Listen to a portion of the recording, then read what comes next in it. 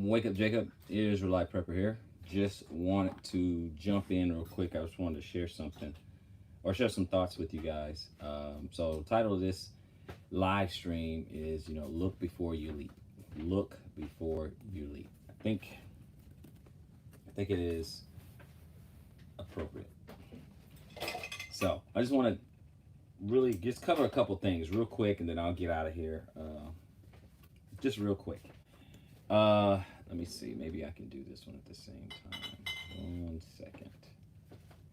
Maybe I can, because I haven't thought about that. So maybe I can do this at the same time.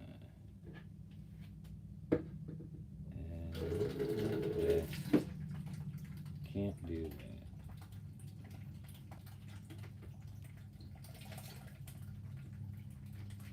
that. Okay, so I can't see how to do it on my phone. Real quick, I was trying to see. Do a live. No, can't do that there. Yeah. Events. Nope. Okay, so I wanted to see. I was going to try to simultaneously do it from the Israelite Prepper, the group, Facebook group, and go live from there. But I don't on my phone. I don't see how to do it right now because I never do it on my phone like that. So, but just want to share a couple of thoughts. Let me know. Give it 100 in the chat to let me know that you can hear me. If you don't mind, anybody who's there. So, anyway, I don't really need to do it on there, but I was just checking,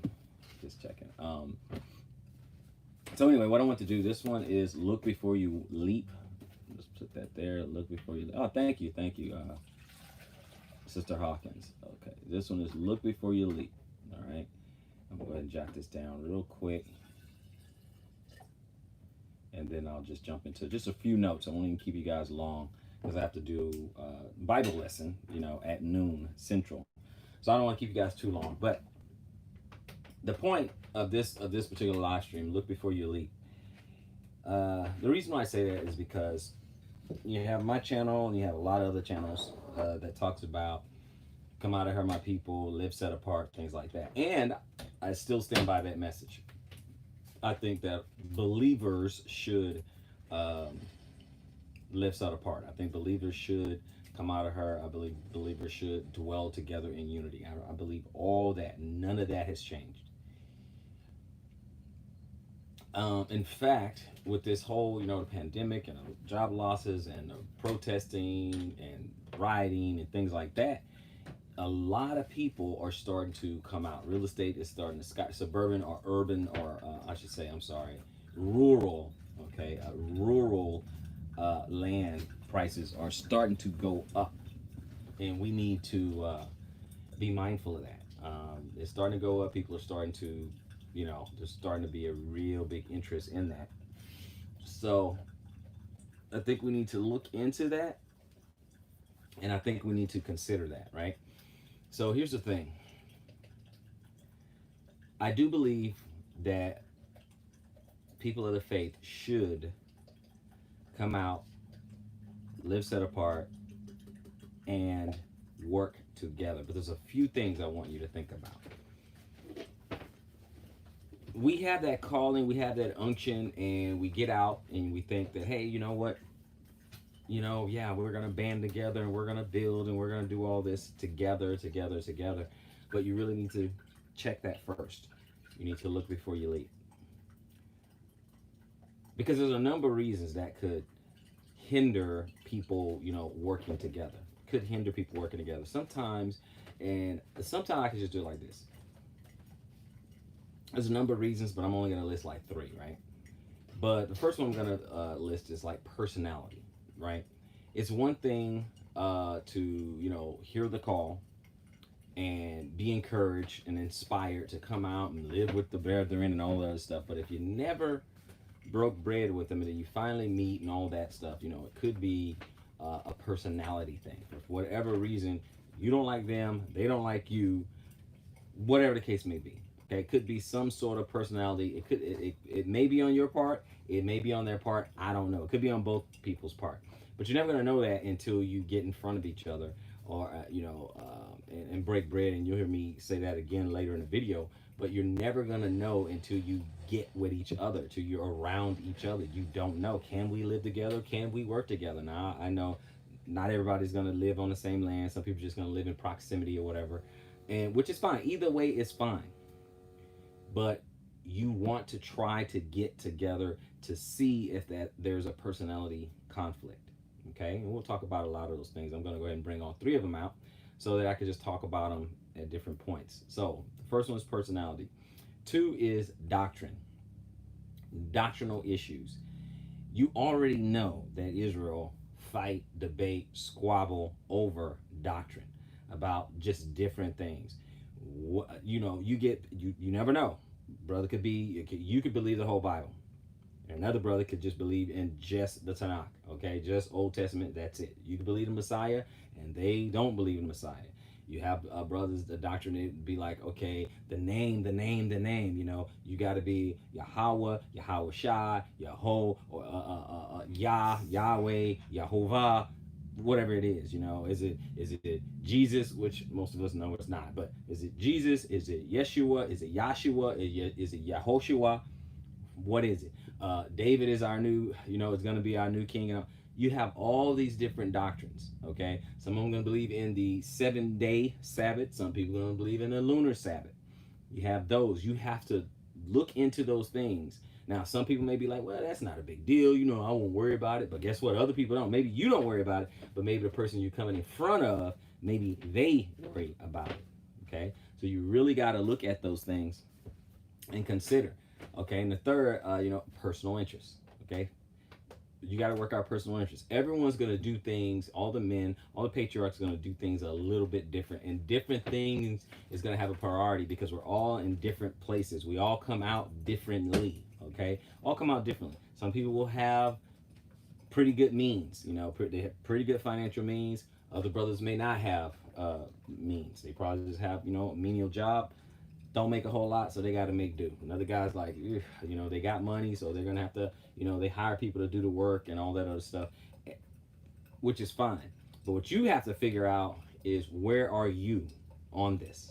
Okay, and like I said, personal interest. People have different motives. People are driven a different way. Now, if both motives are line up and it's mutual and it works for each other and all that, that's great. That's wonderful. Okay, that's wonderful. But you have to look at, and there's a lot of other things you can do, but you have to think about those three things. Think about a personality. If you haven't met with them, talk to them on the phone, broke bread with them, hey, you don't know. Could be like I said, it could be a personal thing. Could be a personality thing. Sometimes if someone doesn't want to associate with me, if someone doesn't want to associate me, I think it's like, and we never talked about doctrine, or I guess if they studied the ministry channel and they listen to whatever it is I teach biblically, it could be doctrine. But if I don't talk directly to somebody about their doctrine, then it's either like the personal interest or the personality. People have their own idea of, well, you know how people have an opinion, like, you should do this, you should do that, okay, you should do this that way, you should do this that way. This is more of a priority than this and that and all that. So that's their own little personal bias, their own personal experience is just personal, okay? Personal bias, that kind of thing, or personality. So for me, if someone doesn't want to associate for me, one of the things I'm thinking is personality, okay? Maybe we have a different background. Maybe we don't speak the same language. We don't come. We're not cut from the same cloth, or whatever the case may be. So, I don't know. That's one of the things that I think about. Okay, so you'd have to think about that if someone does not want to work. So, with all that being said, I think that you have to be prepared to work at it alone for a while. Work at it alone, okay? Because people are probably not going to rush out to come and help. It could happen. That's a bonus, but I'm just telling you where to set your expectation, right? That's all I'm saying. Be prepared to do things alone. Why? Because other people, they have their own self-interest as well, okay? I have my self-interest. There's a couple of things that I want to work on in this order. Another man may reprioritize. Okay, they may reprioritize. I can say, okay, I'm worried about, collecting water. And somebody said, well, you need to worry about waste management and composting. Somebody else might say, well, you need to worry about power. How are you going to do your power? Somebody else might say, oh, you need to be worried about animals. You're going to need, you're going to need some meat and some protein. So let's get some goats and some chickens and so on and so forth. Oh, no. Some people say, no, you need to start planting your garden. You need to start, working towards that, because that takes time to grow, and you got to harvest, and you got to figure out how to have food preservation and things like that. Everyone's going to have a different priority list. What's more important to that person, right? You have to consider that. You have to consider that. I had a brother who, well, not a brother. I'm sorry, I said that wrong. I'm using that term way too loosely. But there's a guy who, I wanted to work with, looking forward working with him and things like that. And then he found out the biblical stance on biblical marriage, which is, polygyny. He found out my stand, and he distanced himself. That falls under doctrine, right? He even said, hey, I can't find anything that says it's wrong and this and that. Then he started to assert his own opinion. We didn't argue or anything like that. Don't want to give you guys that impression. We didn't argue or anything, but he certainly inserted his own opinion. Well, I don't know. I don't think which I wasn't even asking his opinion. I wasn't even asking. It wasn't like I was asking him permission or anything like that. But, when he found out, where I stood on it, which is I stand with the Bible, then he just wanted to distance himself. So I'm like, okay, all right, that's cool. So he distanced himself. That's how it is. You have to remember, people have their own personal self-interest, personality, and own doctrine, right? So you really got to look at those things. So what my suggestion would be, when brothers come out, you make yourself known, and you introduce yourself. And I think at any chance you get, you break bread with each other. Go have some lunch, sit down, talk, chit chat, that kind of thing, just to see if you can work together. I think once you have a group, 3, 4, 5, 6 men, okay, you need to get together, or the get-togethers need to turn into work-togethers. They have to turn into work together. Okay. Now we all want to build on our land, right? Now you go at it alone. Now, let me say this: when I say you got to prepare to work by yourself, you do. Okay. Obviously, working with a team of brothers is better. You can get more done faster. I mean, the scripture is saying, with 2 people, I have to paraphrase, but anyway, it makes the burden lighter. Okay. So the more, the merrier, as it were. But I think the get-together needs to turn into work together. Make yourself available. Make yourself known. Reach out to brothers and say, hey, if you need something, you need some help with something on a project, let me know. And you gotta mean it. Okay. Now it is mutual. Okay. If I say I don't mind helping you or whatever, I'm not some skills craftsman or anything like that. But if I say, hey, I'm willing to help you, I got an extra pair of hands that you can use or whatever, I do mean it. I do. Now it is quick pro quo. That doesn't mean I don't care about you. I don't care about your vision. It's just that it's easier for both of us. Let me help you. You help me, and we just keep doing that. That's our working relationship, right? Nothing wrong with that. So break bread with the person, okay, as much as possible. Anytime you can grab lunch, cup of coffee, whatever, do that to kind of get to know. Know those who labor among you. Okay, know those who labor among you. So you want to take note of that. Now you also want to limit, the lip service. A lot of times people talk a good game, but they don't pull it through. I'm not talking about a mistake. You can make a mistake, something happens, something comes up. Okay, that happened. Life happens, right? But we're talking about overall. Okay, overall, give people a chance. But I don't want a lot of guys to be stirred up like, oh yeah, I'm gonna get out, I'm gonna do this, and then I'm gonna have like 24 men helping me. Maybe not. Now, I mean, if you go to an already established community somewhere and there's already 20 something men over there to help you, then yeah, you will. But if you come out by yourself, maybe not. Maybe not. Just keep that in mind. That's all I'm saying. Okay. Now, if you have the means, hey, hire some contractors. Watch them, okay, so you can learn the skill. Get in and help them. You hired them. Get in and help them, okay? Get your skills. There's many ways you can get the skills. You can figure it out yourself. Look at YouTube. Figure it out yourself. Do it. It's cheaper that way, but it's labor intensive, okay? Nothing wrong with that. Zero wrong with that. A lot of people learn. I mean, the internet, YouTube is like the best university, one of the best universities on the planet. Okay, because some people, they will share their knowledge freely. So there's nothing wrong with that. Okay, do it yourself, or if you have to uh, do it yourself, or if you can hire someone, if you can afford to hire someone, then do that. Nothing wrong with that. So I just before I leave, I just want you to remember that no one is going to care about your vision more than you do, or as much as you. Just keep that in mind. Okay. So and before I close out, do me a huge favor: like, share, subscribe, hit that thumbs up and the notification bell so that you'll get notified of each live stream that we do. Okay. So again, what I think should happen is that when you do come to whatever area, you don't have to come this area, whatever area, whatever. If you're moving because at the behest of another brother and you're inspired and you're like, yeah, I'm gonna do this and da da da.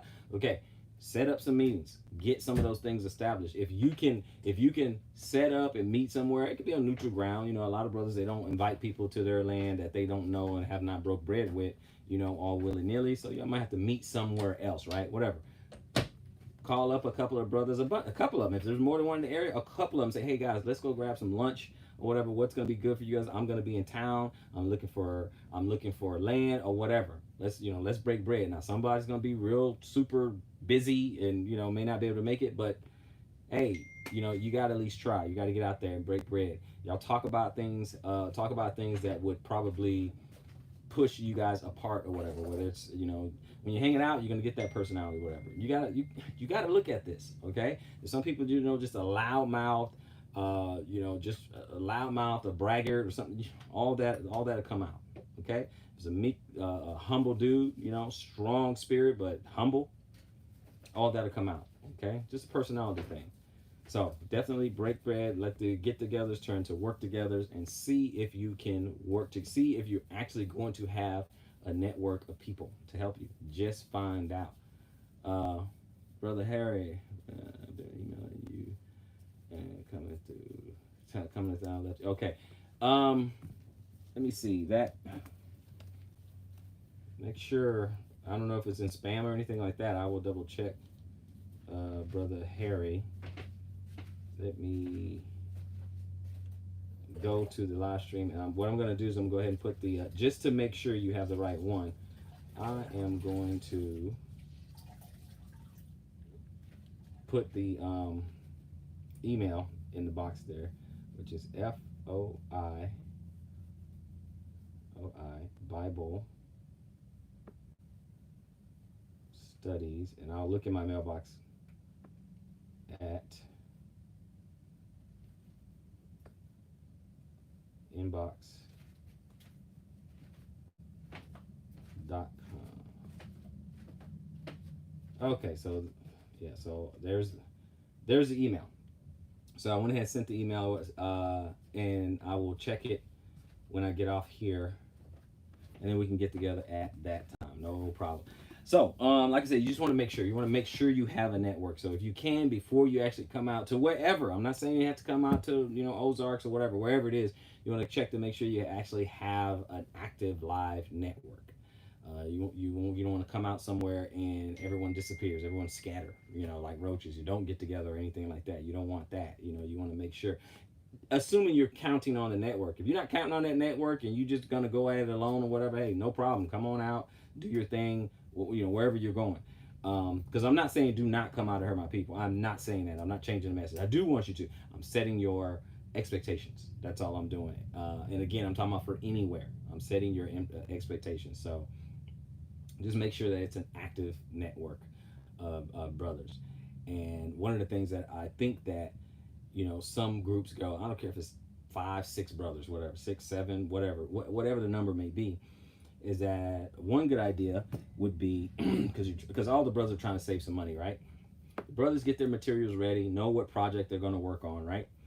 And then all those brothers, however many, 6, 7, 8 brothers, they go together, work, maybe a day or two a week at one brother's land, all 8 of them. work on that project and that on that brother's land or whatever. Then the next week, go to another brother's land. Then the week after that, go to another brother's land. So on and so forth. You do that. And just keep the rotation going. Keep the rotation going. Okay? That way everybody's getting something done. Now, obviously, each man's homestead is in different stages. Okay? We understand that. A man whose homestead is pretty established can settle for coming around, you know, you coming around every 2 months, right? Because I said like 8 people, you know, once a week. So that person there, now a person who's just starting out might need a little bit more help. Okay, that's fine. That's okay. Y'all work that out. But that is how you're gonna actually get something done, especially if you're not living on the same land. That is the drawback of everybody on their own land. Now, obviously, everybody's on their own land, so they can be their own patriarch, so they can have an inheritance and all that. I get it. I get it. But what I'm saying, that is one of the drawbacks. You know, if everybody lives separate, because now everybody's working on something different, you're going at solo man pace. Whereas a community, people are going to build much faster because they have the numbers. So I want to hear you guys' thought. You guys have my thoughts. I want to hear yours. Put it in the comment section below, and I will talk to you guys on the next one. I hope everyone is having an awesome, awesome Shabbat. This is the day the Lord has made, and we will rest in it. So, this is Israelite Prepper. Appreciate all you guys joining me. At noon, I will have a Bible lesson on the Fountain of Israel Bible Studies channel right here on YouTube. So, at noon Central, we'll have a full Bible study, scriptures, and all that right here ready for you. I'll see you guys on that Bible study at noon. Shalom, shalom.